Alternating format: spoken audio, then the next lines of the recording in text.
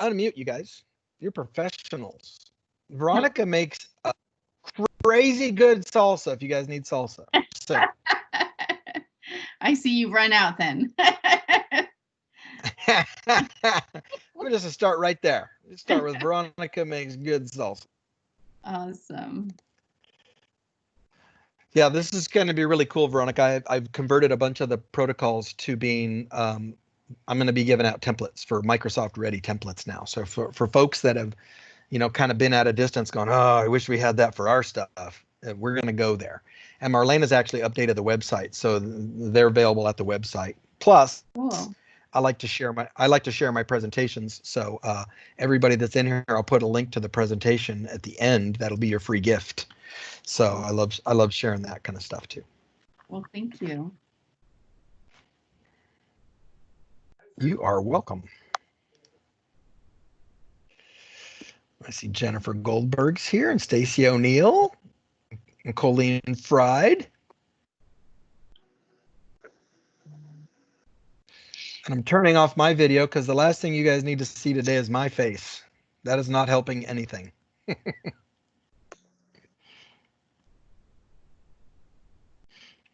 And I see Linda in here.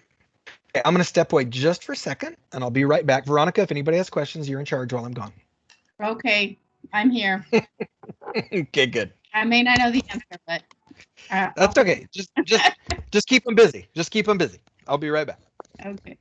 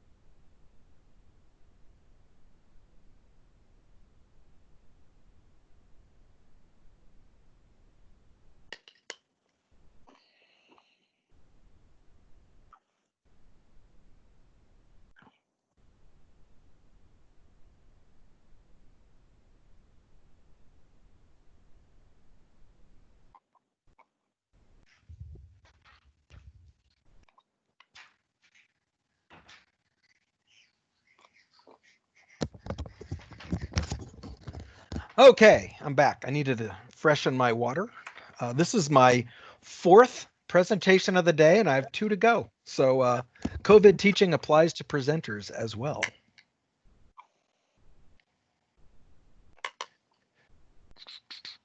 And about 1 minute to go. Oh, we have a nice little group of 20 in here. Looks like very cool. Very cool.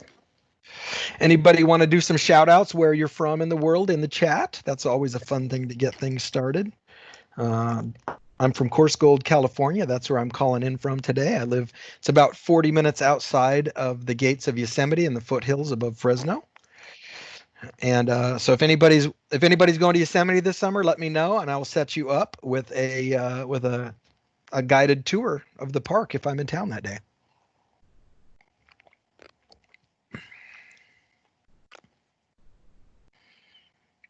Marin County, Acampo. Oh, and it says Acampo, you guys are in kind of the foothills, right?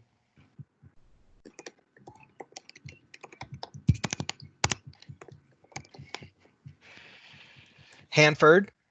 All right, Kelly Jones, I see you out there. Yeah, I'm not kidding. We run an Airbnb and we have a special price for teachers, which is free. So let us know. Dave Burgess has slept in that Airbnb. I think Rushton Hurley, Diane Main, Scott, Chris Scott, whole bunch of educators been through my Airbnb. Oh, Stacy's not too far from me. Yeah, Fontana. Very nice. Somebody's got a little feedback on their mic there. And Marie, she's asking, where is the Airbnb? It's in the Course Gold area. John, are you selling space on that Airbnb again? No, it's free. Dude. Yeah, Steve McGriff has stayed at my Airbnb. So many educators. And I got to cross the famous Diane Main Bridge. Oh, yes. I've just got the Wi-Fi installed last week on the bridge, so it's really getting a big upgrade. We got Wi-Fi on the bridge? Oh, yeah. Yeah. If you stand on the bridge, your cell phone works, so I definitely have Wi-Fi on the bridge. That's funny. So just so you guys know, Steve McGriff is joining us. He's been working on Eduprotocols with me for, gosh, Steve, we're coming up on like year 3, aren't we? Yeah, we're going into year 3 right now. And so it's going to be fun to welcome Steve to the Microsoft side today because we've tended to be on other platforms so far. Yes. But Steve's going to watch the chat for me, and you guys should know this. Veronica knows this for sure. I love interruptions. So while I'm doing my thing here, if you have to ask a question, either ask it in the chat and Steve will let me know, or feel free to interrupt me because we like to adjust and pivot to what's going on in people's minds and being mindful of that. So it's all good. I'm going to kick off in about another minute or so you guys can keep doing whatever you're doing. You can enjoy your coffee or whatever that may be right now, or check your Twitter. I see that Mr. O'Neill was going to be tweeting, and do your thing. And then we'll go ahead in another minute or two, because this is what always happens on these kinds of calls. There's somebody somewhere is going, I know where that link is, but I can't find it. Yes, I was having that moment a few minutes ago. Were you having that moment? Oh! Yeah. Oh, where's the link? And then Brian Sanders, if you want to live tweet this, if you've got that capacity, I will see if I can send you some Eduprotocol swag. So do a little trade out there. So I'm going to go ahead and get started. Soft start. If people join late, Steve, you can help them come aboard, as it were. For folks that have just joined, I want to reiterate that I will share these slides. So I don't need 57 messages saying, are you going to share the slides? I'm definitely going to share the slides. Not a problem. And then I'll share them in the chat here, and then I can make a short URL. But basically, we're going to be talking about QCraft and Eduprotocols today. I got to hear Michael Fullen say this with my own ears. I love saying this story. I know you've heard this one, Steve.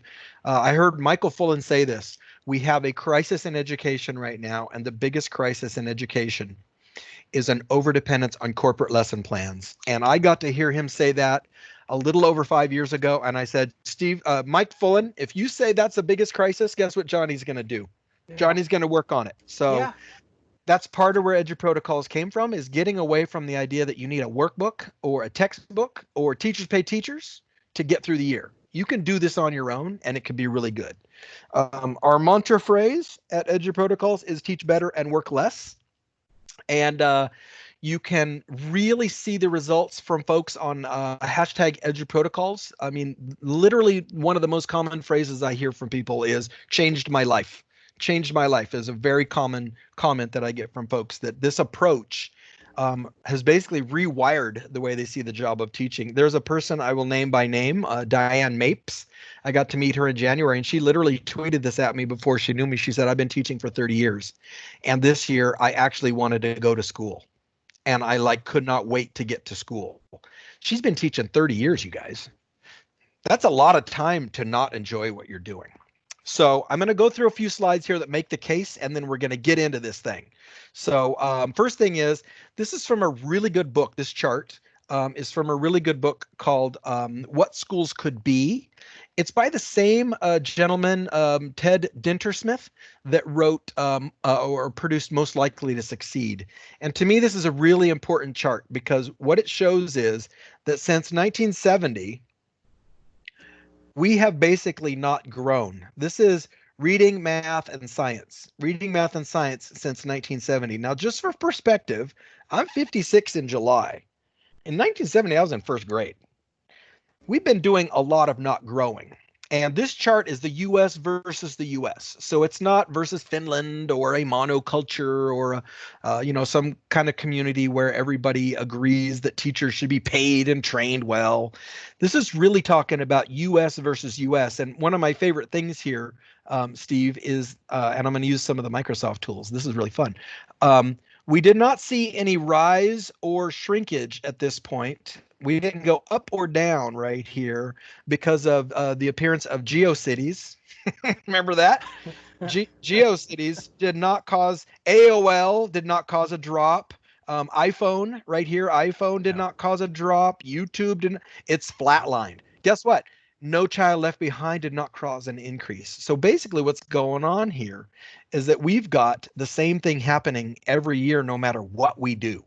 So a little bit more about making the case. This is a teacher who was a first-year teacher last year, and the group of kids that she got was this amount passing on CASP. That's the California test.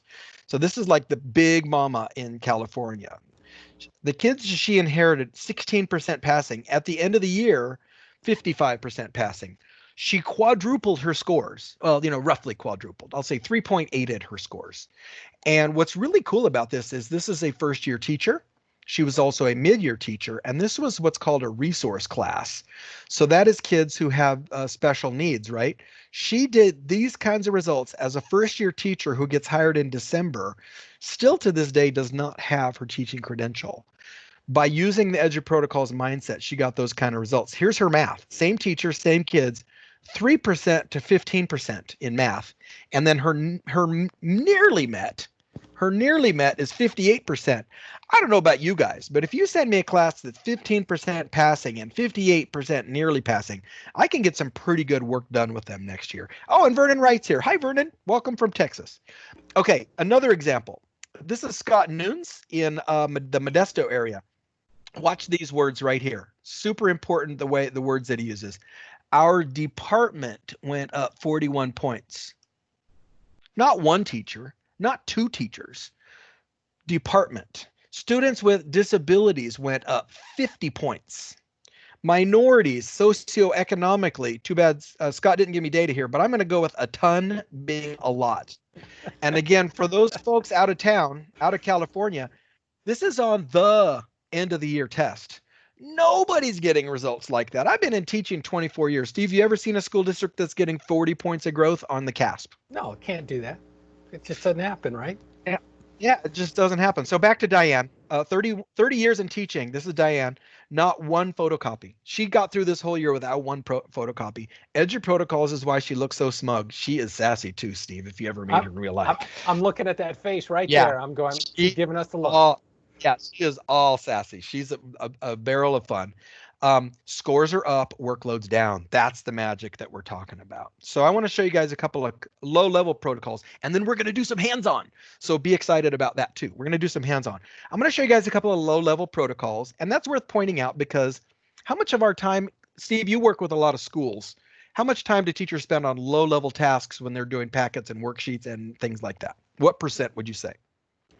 Percent of like their work time, they're putting in like 10% to like design, photocopy, distribute, hand out, collect, grade. Yeah. Oh, 20. Yeah. So now Steve, as he starts doing the list, he's like, wait a minute, that's the 20. So basically, these are low-level protocols to replace things like timed math, fill in the blanks, write your spelling words in a sentence, word searches. I'm going to show you guys a couple of really cool tricks for this. And this is the first one is really just a mindset shift. We're going to do this right here. We're going to have the kids do one quick rep right off the get-go. And Steve, you've seen me do this in real life, right? No, it's cold turkey. Just give them the test, okay? Then you immediately give them feedback because with tools like Quizlet, Quizzes, GymKit, no problem. I can grade them when? Right now.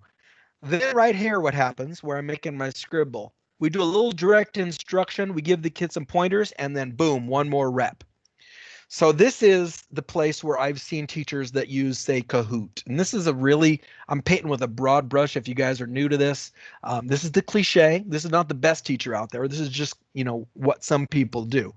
And I did this was okay, I'm going to hand out my new words. I'm going to make the packets. Like Steve said, I'm going to grade the packets. I'm going to make the test. I'm going to grade the test. I'm going to hand out the grades. And then my friend says, you should try this product. And for example, Kahoot.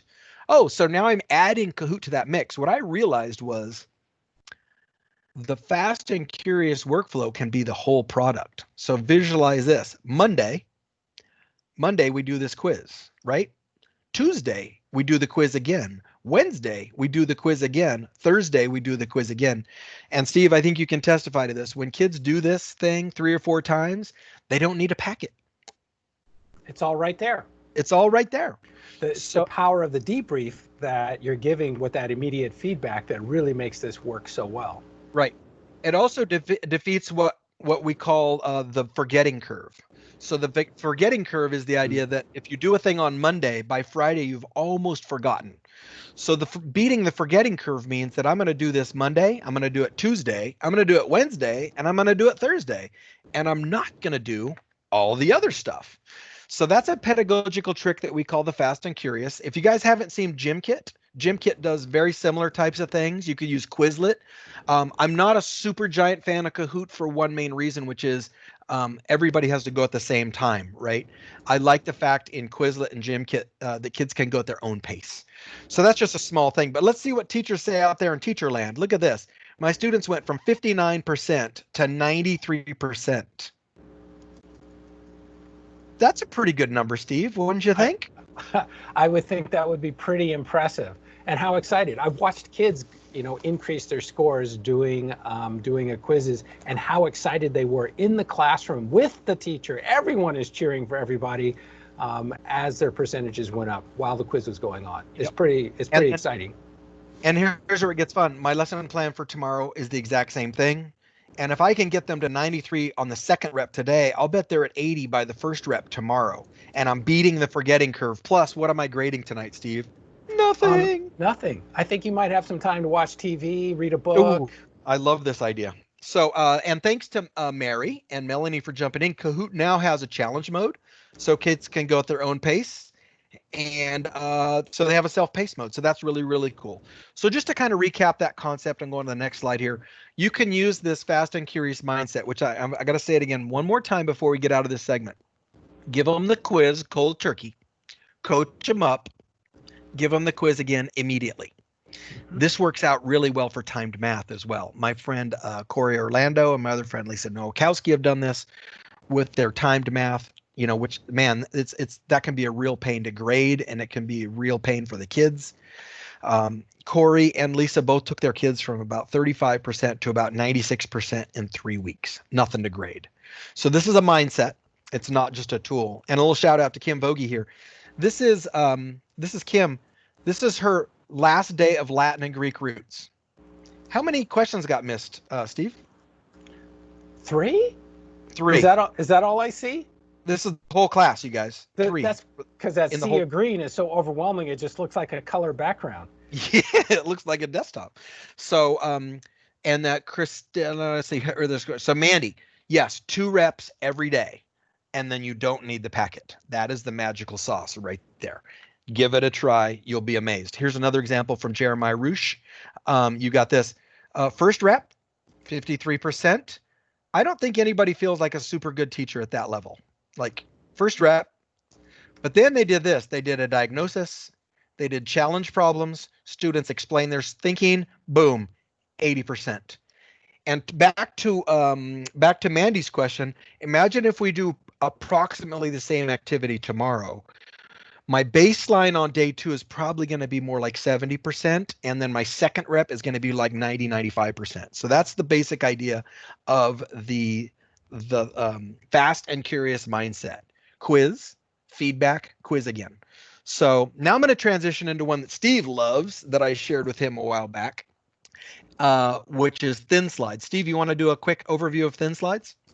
Thin slides is an incredible opportunity to introduce a content or a topic of your choosing. Allow students to create a visual image with a word or a few words. And they do this really quickly. So here's an example.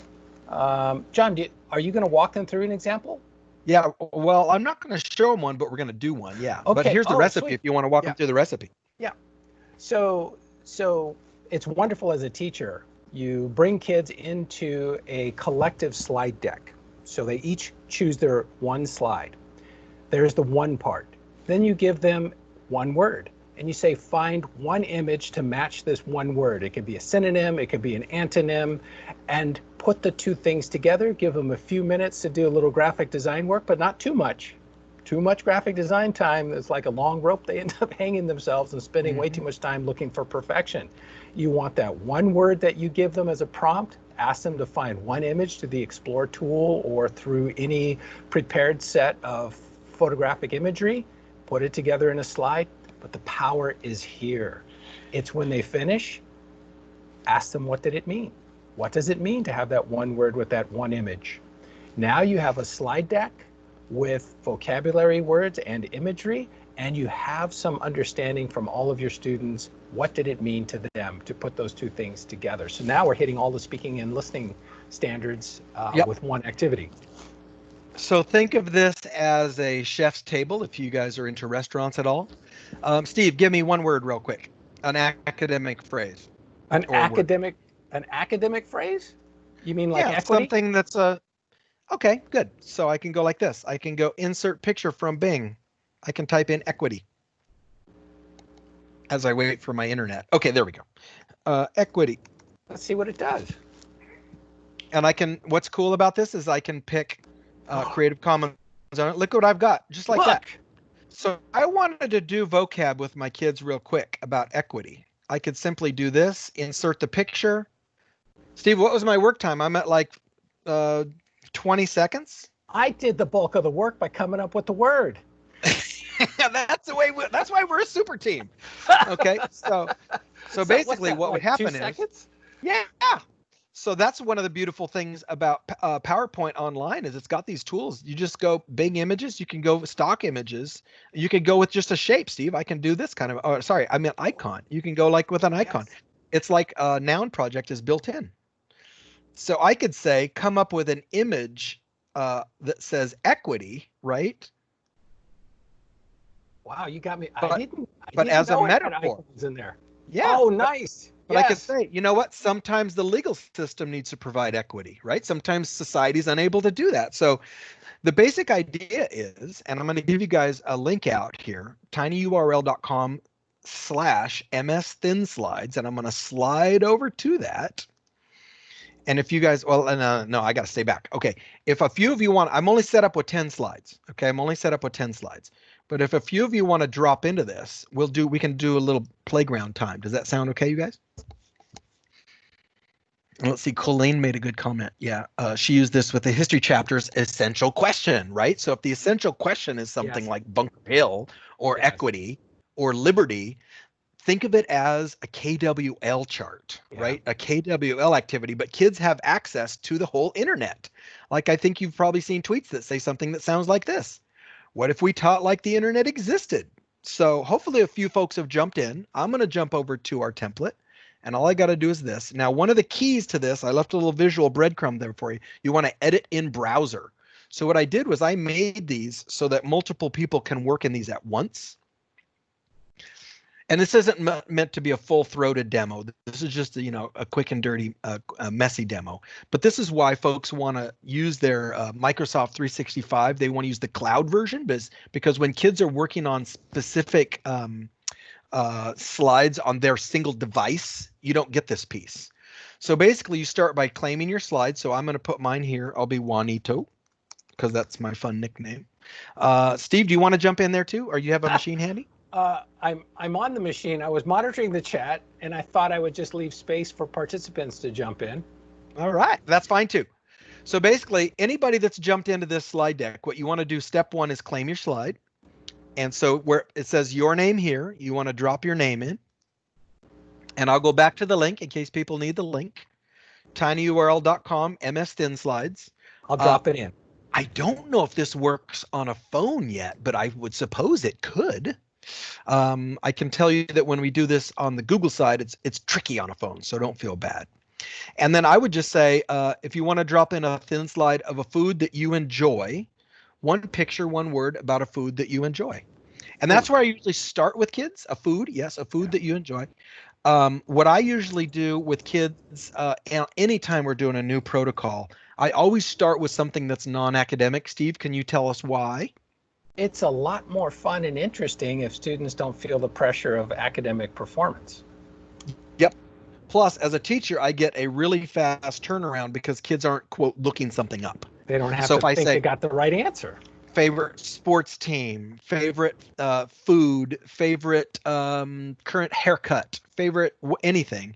And then watch this too, Steve. If I go to grid mode, this is really cool. It's like every kid has an interactive whiteboard because when I'm in grid mode, I can see what everybody's doing.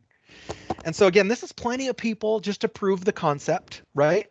So imagine that our word, and people that are working, great job, one picture, one word.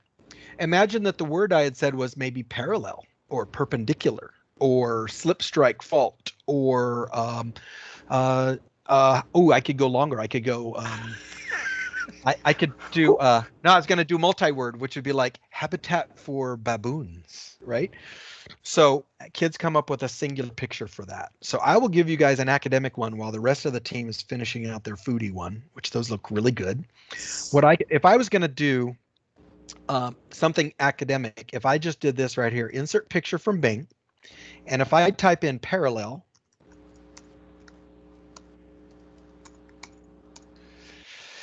these are all Creative Commons. Now that's a pretty good lineup, right, Steve? But I got a little trick for you. Ready? Yes. Watch this. Real life. Whoa, I get the whole better party right now. So I can literally have kids putting something like this in. Steve, what's my work time again? We're down to like a minute, John, but if you get any less than that, no one's going to think you're teaching. Exactly. So now I can insert the one word parallel, and then here's where it gets fun. Every kid's going to share. Every kid gets 4 seconds to do a quick share. So let's go with Elizabeth. Elizabeth, you're going to get 4 seconds if you want to unmute. And then 4 seconds, make a claim or an observation. A claim or an observation. Oh, that's Elizabeth. academic. What? Yeah. Now I'm doing language arts. A claim or observation about your parallel or about my pizza? About your pizza. Yeah. Oh, my Your observation is that I see a green leaf. Oh, I like it. So is that a garnish or is it just for decoration? Very nice. Mandy. Claim or observation? I had pizza last night but this pizza looks tastier than what I had. I love it. I love it. She definitely made a claim. Oh my, ribeye. Oh, now, first of all, Linda, bonus points. Uh-oh. She's got some alliteration going, first of all. Talk to us, Linda. What do you got there? All right. Claim ribeye is the best steak in the world. I'm not going to disagree. I'm pretty okay with that. Okay, Kyra. Oh, and Kyra doesn't want to talk, and that's okay. Kyra, tell you what, if you'd like to type in your claim, I will come back to your slide in a minute. So I'm winking at you. Type in something, and I'll be back in a second. Ooh, Steve, tell us about pupusas. I didn't know what. So you want to talk about a creamy kind of tortilla that's got cheese melted in the middle with flavoring? Oh. I think you made an observation. Oh yes. I was just drooling over lunch. I'm going, I need one. I need me a pupusa lately now. What the heck? Yes. I've been now I want a pupusa. So Salvadorian, if you want to know which culture that is from. And let's see. Hey, let's see. I'm going to put that in. Linda's in. How do I get into this? tinyurl.com/thin. What was the other part, Steve? Thin. Hold on. It's. Hold on. /MS Thin Slides. MS Thin Slides. Microsoft Thin Slides. MS Thin Slides. I'm putting it in the chat. All right. There you go, Samantha. So this is the Thin Slides idea, you guys, which is one word, one claim, real quick. And then so if I go back to my slide, you can see that mine was going. So this is a really good tool for level, like, again, that KWL model. I'm going to go back to our main slides now. It's a really good tool for mid lesson. If you're going along and all of a sudden the kids are like, I don't know what you're talking about. You can say, hold on a second. Who was Benedict Arnold? Go. And within 3 minutes, the kids have made slides. The reason I like the 4 seconds is for introverts, it's a safe space. For extroverts, it's a speed bump. And we all know those kids like to talk too much, right? But the real neat thing there is within 5 minutes, everybody in my class has talked and everybody in my class has made something. And those conversations are really powerful for them as they're leaving the classroom saying things like, Steve, you really got me thinking about pupusas. If you just take the word pupusa out, put in perpendicular, those same kind of human interactions happen. And you can, over time, you can raise the DOK level by extending the amount of feedback you want students to give about what they have done or the complexity of the topic you ask them to construct the visual imagery for. Yep. And then Laura has a great clarifying question. Do kids freak out because not having enough time? Tell them, John. So I know this is a pivot for you guys, right? But so listen again, and I'll be more purposeful. They get 3 minutes. All they've got to do is add 1 word and 1 picture. 3 minutes, 1 word, 1 picture. That's why I do the first 2 rounds non-academic. So they're not having to search for anything. They're simply making a claim or an observation about the one thing. And so that works out really, really good to set the space for them to be faster later.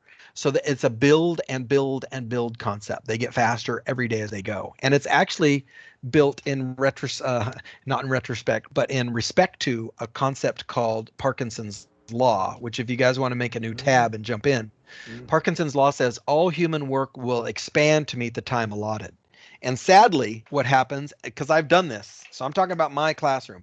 Hey guys, I'll give you 40 minutes to make 1 slide. Here's what happens. They spend about 34 minutes talking and they slapped them together the last 6. So what I've done with this model is I've inverted it. Let's do something that's really low level, but quick, and then get faster at doing that. And what you'll find is at some point, the kids will be laughing at you. They're like, 3 minutes, bro, that's way too long. I don't need 3 minutes. So there's this automaticity piece. A little bit more on theory, and then I'm going to have some more templates for you coming up here. This approach of Eduprotocols is not a rebuild, it's a remix. And what I got as a student was a lot of this kind of thing right here, where I got direct instruction. So this is also called the tell and practice model. And then I would get work. So teacher tells me things, right? Teacher tells me things. Then I work on end of the chapter questions. I work on workbook. I work on worksheet. And then later I get a grade. This is the classic model in most American classrooms, and I've observed around the world. The Eduprotocols approach is this right here. Ready? Doink.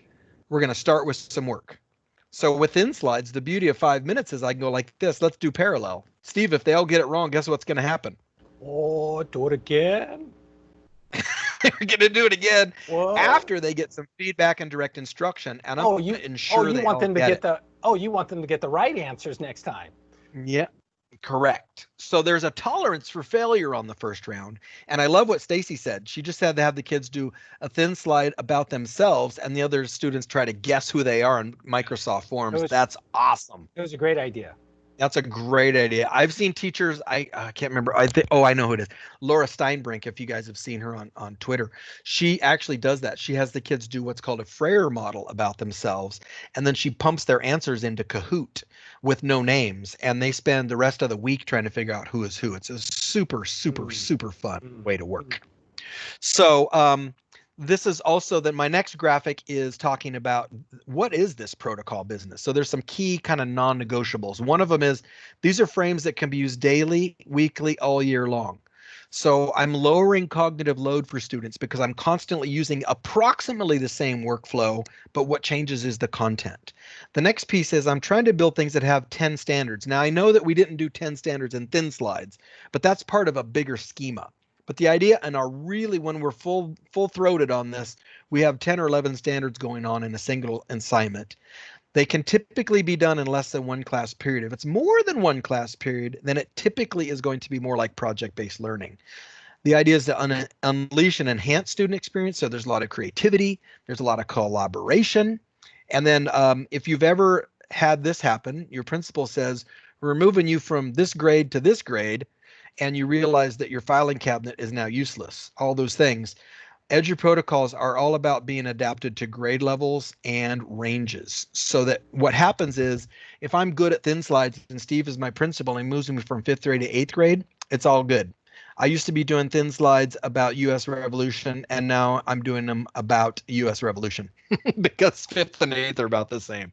A lot of these protocols work great on paper. You could totally do thin slides on paper. It's just that when you seamlessly incorporate tech and kids can do a Bing search and they can use the tools to present their ideas better, that leads to higher engagement. But it's because they're being creative. It's not just because of the tool. So this is the thing I was mentioning earlier. I'm going to highlight a little bit. This is what happens when kids get one repetition. This is the forgetting curve. Shloop. Over 4 days, their retention drops off like crazy. But if you do a second rep the next day, and the next day, and the next day, and the next day, by the 4th repetition, look where our drop off is, Steve. That's a dramatically different outcome. And with using tools like Quizlet, Quizzes, Kahoot, guess what I'm not doing? I'm not grading. I'm just giving feedback. So my lesson plan time goes down. Teach better, work less. Yeah. And then this one is from Richard Peterson, who I want to meet someday in real life, but he just randomly tweeted this at us.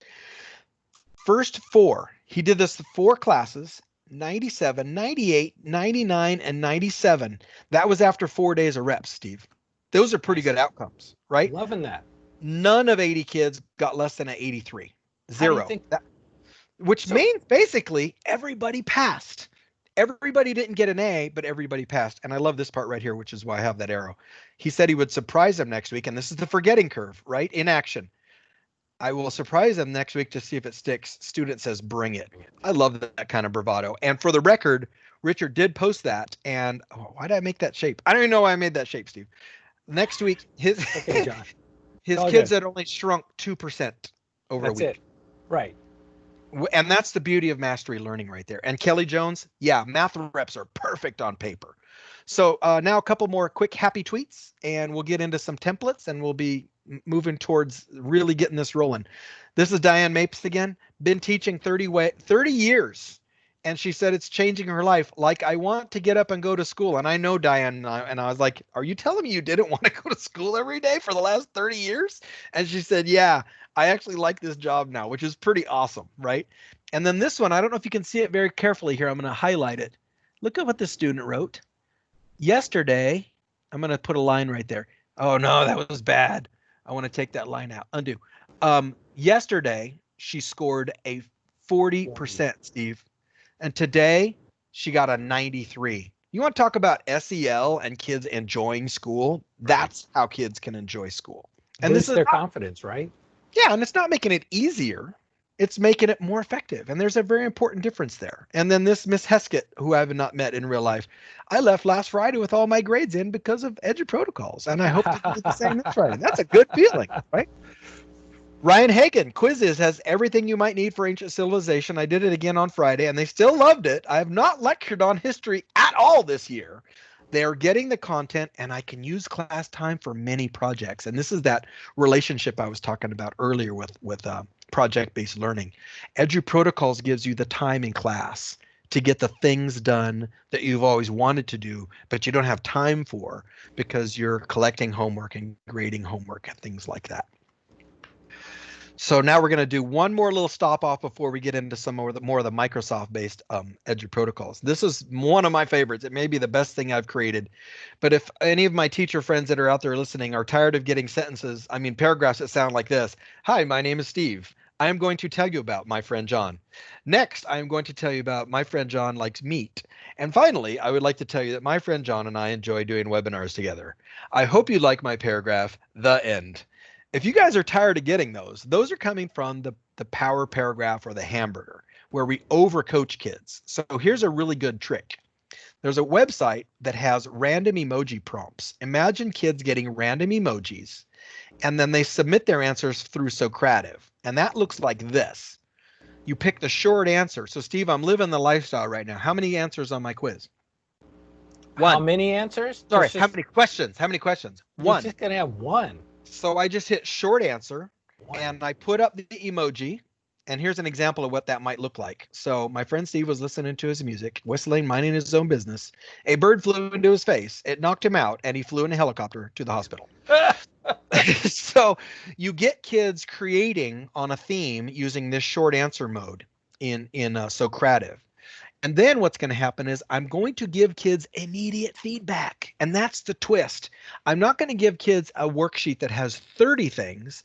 I'm going to have kids do one thing. And if they do it wrong, I'm going to give feedback so they get it better. And then I'm going to mix in some social media.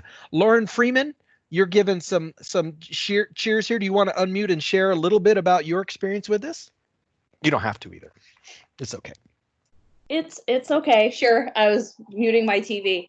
I did it with my students last year and they really liked it. We used, I had them write their paragraphs in OneNote, so it saved it Yeah. in case totally cool. anything happened. And then they put it in Socratic. Oh, that's super smart. So that way, if there was a glitch or anything, they still had their work product, right? Right. Yes. Nice. Yeah. So then And I have a list then of all their work in OneNote too that I could go peek Right. at if I wanted Well, it back. And I'm going to quote my friend Jennifer Roberts. You may already be doing this, but I'm going to upgrade you. Jennifer Roberts has her kids do all their writing in a single document for the whole year. Can you imagine after 20 reps of paragraphing what they can see in their growth? Wow. So they just use one doc and keep pushing it down and pushing it down. And so now they're building a portfolio, but I never call it a portfolio because when you tell 10-year-old Steve and John we're making a portfolio, we're like, I don't do portfolios, man. I'm cool. I don't need no stinking portfolio. I'm cool. I don't do portfolios. So when you have them do like that, they keep everything in one place. And what's really beautiful about Socrative, if you're using that mode, is when you click short answer, there's a button at the end that says start vote, and it magically sends all the writing to all the kids, and they can vote on the ones they want me to write. And it's really, really good. It's really simple. And Lauren, you tell me if I'm wrong. I could get kids to do 3 or 4 of these in a half an hour without even blinking. Would you agree, Lauren? Absolutely. They fought when I said, "Oh, we have to move on." They said, "Please." They're like, no. please, more. So, Right. yeah. So that's where I wanted to get that live testimonial from you. I'm pretty sure I can get kids to do 4 of these in half an hour. If we do 4 paragraphs a day in my 5th grade class, how are we looking in 3 weeks? We are killing it. Killing it. And then there's one more wrinkle. Steve, what do you call cheese that's not yours? Nacho cheese. So what do we call paragraphs that are not yours? Nacho paragraph? Yeah. And Marie, yeah, no, we definitely have them type it. We definitely have them type it. And the ones that are the best ones could be read out loud. Totally works. So I was doing this thing for a while and I realized, oh my God, I could have the kids revise the sentences. And then it's not your sentence because it's not yours. So basically, I can skip this part of my teaching, which gives me 2 or 3 weeks a year back, and we can go straight to revision. So basically the way this works is in Socrative on the last round, and Lauren, if you haven't heard of this one, I would love to hear your thoughts. On the last round, I grab one of their sentences or paragraphs, I copy it, and then I drop it in to the new one as the question. And all the kids copy that in and revise it. And then I do something like this. I would like it to have a positive sentence. I wish it was first person. I wish it was third person. I wish it was future tense. So they're just revising what the other kids wrote. It's super fun. And then I got stickers made up like this so that the nacho of the day, whoever gets picked to be nachoed, they get a sticker and bonus points. So it's really fun. And Steve, I love your feedback to Marie. It could be done orally, but I'm trying to get kids, typing with fluency, and that's my goal. With littles, there's no reason at all I couldn't do this orally, or with a resource student or a sped kid, could totally do this in a small group and just have them, make it up as they go. Okay, now remember I talked about low-level protocols. Those are all fairly low level. I'm going to move into some fancier stuff now. And I got to give credit to my co-author, Marlena Hebron. She came up with the cyber sandwich, which the cyber sandwich is basically a think, pair, share. But Steve, what do we not like about think, pair, share at the end? Kids, how do you really know kids are really they're spending the time talking, right? About on subject, on task. Yeah, I don't, because I know this for a fact. Teachers try to make sure the kids talk by using popsicle sticks and saying things like, well, I'm going to pull one out at random. And so now all that's going through Steve's brain is don't pick me, don't pick me, don't pick me. And then we wonder, we don't we don't get higher order thinking, but they're terrified that they're going to get picked. No, don't pick me. No, don't pick me. Don't pick me. So what we do with a cyber sandwich is just a slight shift on the good old think, pair, share. You give kids one source. Now the source can be World Wide Web, blog post, HuffPo, something from Newsella. Don't care. Something kids read. Not too long. Okay. It could be a video. I could take. I've done this with a 3-minute video on the life cycle of butterflies. And then I could also give the kids PowerPoints to look at or slides to look at. No problem. Then we give them 5 PowerPoint slides, and you divide the kids into groups of 2. And on slide 1, Steve would be reading or watching something and doing something like note and notice, okay? Note and notice, or note and wonder, or they could be doing a DBQ type of activity. And whatever your note-taking format is, student 1's taking notes. And then I'm on slide 2, I'm taking notes. This part of the activity is silent. Then when the kids get their first 2 slides done, they move to the Venn diagram segment. So they read, write, and compare now. So now they build a Venn diagram together on what the 2 of them found. And now they can talk all they want. And I'm moving around the room doing what's called TWA teaching while walking around. And I'm making sure that those things are getting filled in. Now, finally, we have a Socratic seminar once the Venn diagrams are done. So I'm just trying to make this as visual as possible. Am I doing okay, Steve, or does this look like a science project? So we have the kids make a Venn diagram and we do a Socratic seminar. And I'll ask each of the group to answer 1 or 2 key questions, okay? And then once that Venn diagram is done, each student writes a short paragraph on what they learned. Very simple, very elegant. I'll show you what one of these looks like in real life. So here's industrialization. And you have 2 students, 1 doc, read notes, compare, share, and write. So the process again, read, take notes, compare, share, and write. Here's what student 1 gets. There's a live link here that says read this and answer these questions. Student 2, read this, answer these questions. The sources can be exactly the same or they could be exactly opposite. You could have global warming is a farce versus global warming is real, or you can do them the same. Depends on you. When the kids get those filled in, they move to slide 3. Student 1 copies in their thing, student 2 copies in their thing, and in the middle they do things in common. This is the part where we have, I'll leave a note. We do the Socratic seminar right here. Socratic seminar happens at the end of this. And then student 1 writes a nice paragraph, student 2 writes a nice paragraph. The paragraph themselves could be first person, third person, DBQ, note and notice, any format I want. It can be Avid. Avid fits in really nicely with this. And here's the slide layout, partner A, partner B, Venn diagram. And if you guys want templates, guess what? There's a free template right there ready to go that you can save to your drive and you'll have available for your use. And I see a couple of good questions. What do we do when students earn 100% on the first round or second try in Fast and Curious? There's 2 main answers there. One is because I don't want anybody to get 100%, I make the test a little harder next time. And then 2 is if everybody's above 94% on the second or third rep, Tasha, we stop, because 94% means most kids I take that back. 94% means that not many more than 3 questions were missed in the whole class. And even if it's that one kid missing all 3, I can fix that.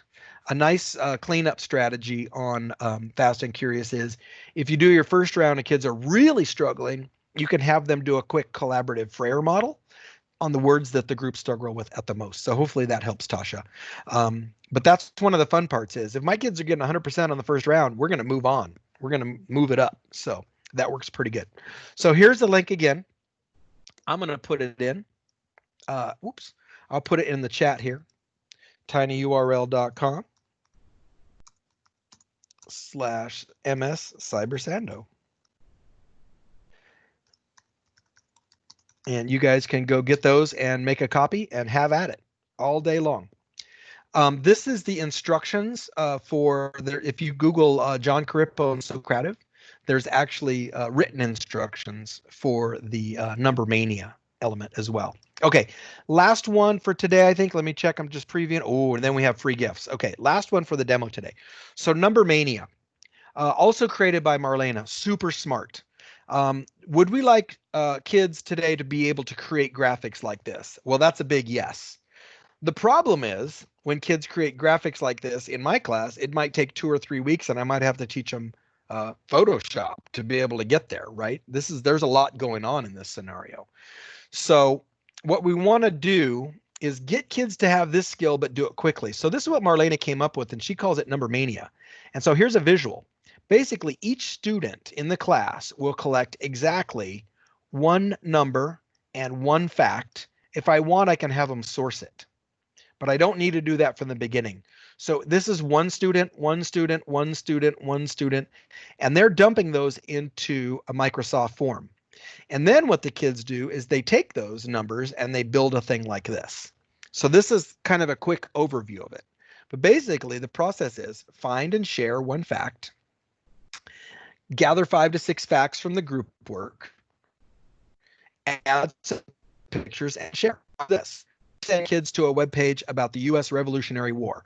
There's all kinds of facts on here. There's 48,000 in the British Army. There's 94 ships of the line. There's 63 French and Spanish soldiers. There's 1, 2, 3, 4, 5, 6, 7, 8, 9, 13 campaigns and theaters. Numbers like this, August 1, 3, 1775. There are, all kinds of numbers for the kids to find. So instead of starting with a lecture, I just start with a Wikipedia page or some kind of text and very quickly have the kids all drop their number into a Microsoft form, and one per kid. I share the spreadsheet with them, which you can push out through like OneNote or Classroom. And then the kids all make one PowerPoint slide with about 5 or 6 facts on each one, just like that. Super straight ahead, super easy to do, and kids can make something this cool in only one period. It's really, really awesome. So here's another example at the AP level. This is made in one class period as an opening activity, not as an ending activity. So basically, Dr. Scott Petrie, who's an AP teacher, jumped right in and showed his kids the web page he wanted them to use. And each student built one of these in one class period. And what was really cool about this was Dr. Petrie realized that they were getting ready to study the Holocaust, and not a lot of his students had a point of reference because there weren't a lot of non-Western Europeans involved. So he actually found a web page where they were highlighted. And so now you've got Colonel Jose Arturo Castellanos Contreras, and this kid is learning about facts about what they did for Salvadoran Jews. And it's a really, really neat way to get a lesson started with creativity. This is another one I really like from Amanda Sandoval. If you do nothing else besides this in this session, follow History Sandoval. This is her EL students made this in one class period. Important things about the New Deal. And so using the same exact framework, she had her kids doing this really quickly and really quick turnaround. And so again, this is how we defeat the forgetting curve. We get kids in there doing repetitions, the same basic work, but we change the content. Their cognitive load goes down, their effectiveness goes up, their growth goes up. So here's some free gifts from Amanda. She made this website, so protocols and Eduprotocols in Tim Burton style. And so she's got links to pre-made cyber sandwiches. She's got links to Iron Chef lessons, which is basically a jigsaw done in PowerPoint slides. She's got examples and information about the Fast and Curious. They've got Bokakucha, which is like a flash lit circle, digital class book.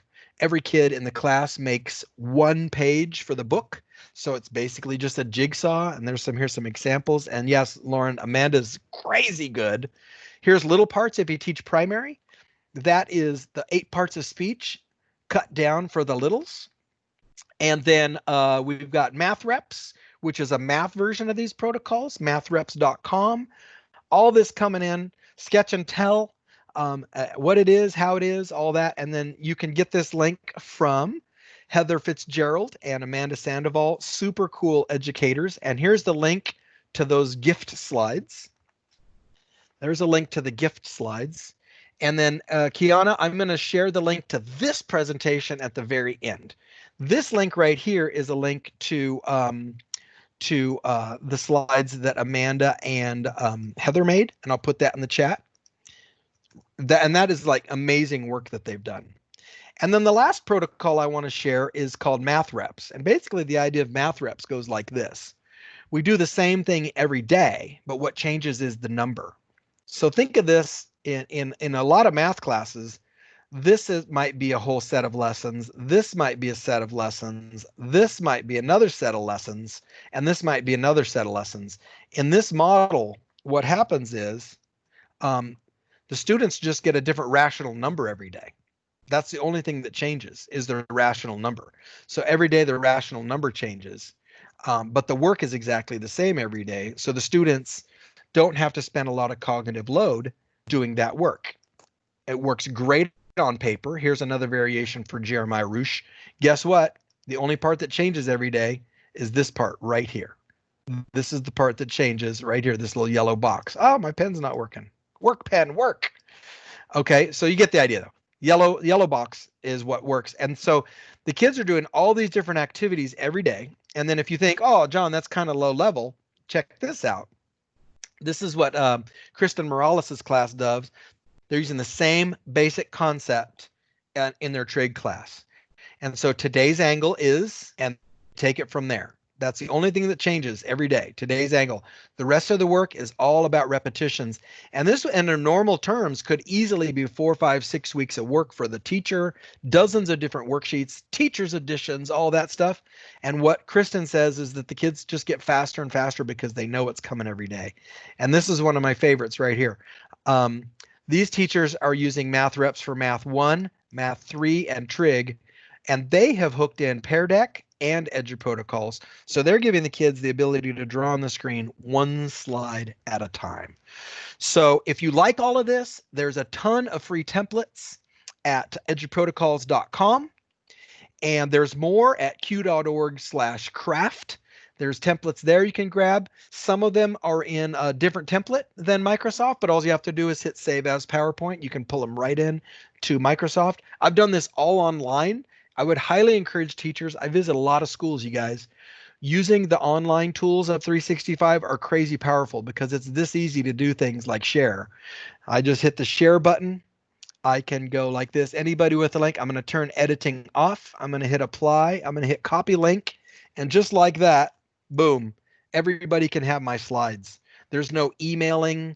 There's no flash driving. That's a thing of the past. It's all in the cloud now, which means kids can't forget their homework because anywhere there's a computer, their drive is there as well.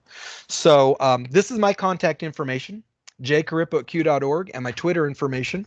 I offer free lifetime tech support. So if you email me and say, John, you went too fast at this part, or I was wondering about how this would work, I'm ready to help. I'm ready to take your phone calls. That link that at 2:53 p.m. is a link to these slides. If you want to get them and make your own copy, I love it. Not a problem. We are recording this, and this post will go up at YouTube later. And thanks for coming. And if you guys want to move on with your lives because you're good now, you can jump out, and I will be more than happy to stay around and answer questions and or chat and or fill you in on other details.